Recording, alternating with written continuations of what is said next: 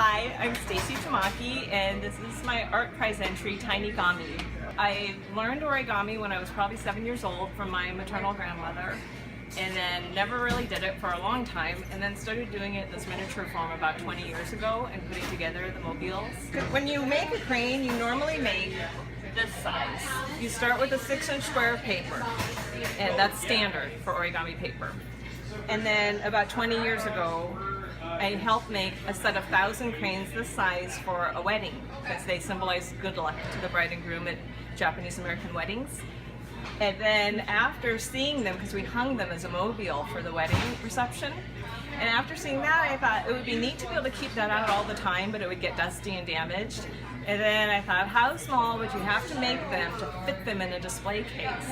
And I just kept cutting the paper smaller and kept trying to fold them smaller, and I ended up with this size. Last year, for the very first time for ArtPrize, I tried folding them even smaller and started with a 1/2-inch square of paper, and I ended up with a 1/4-inch high crane. Successful. The things like the cranes, I explain to people, if I'm using a thin, easy to fold paper, I can just fold them all day and it causes no strain on my arm.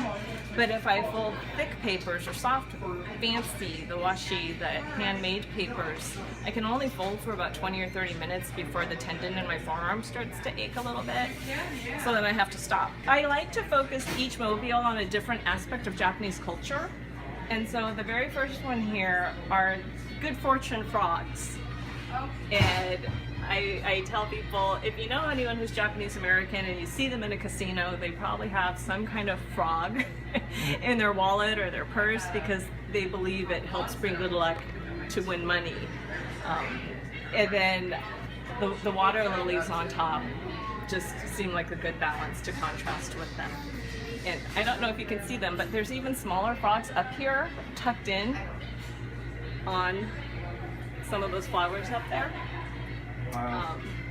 The second one is to represent the bonsai, which is the art of creating miniature living trees.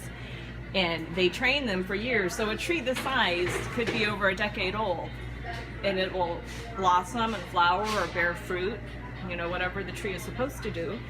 And these are the cranes, which symbolize many different things. They symbolize originally longevity, because the Japanese believed a crane lived for 1,000 years. So the legend was if you folded 1,000 cranes, the gods would grant a single wish, and then you would wish for good health or a long life was the appropriate thing to wish for. But they also came to symbolize world peace after World War II because of the story of Sadako and the 1,000 paper cranes, which is a little girl who tried to fold 1,000 to wish for her health back after she became sick, and it turned into a very popular children's book.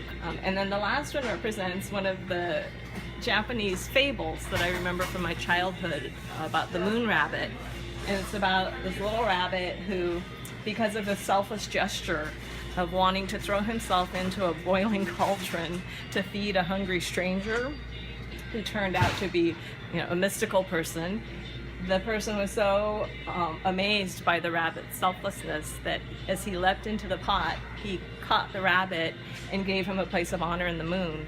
So where here in Western culture we see the man in the moon, in Japan, if you look at it, there's two different shadow formations in the moon where you can see the outline of a rabbit depending how you look at it. It's kind of like cloud watching.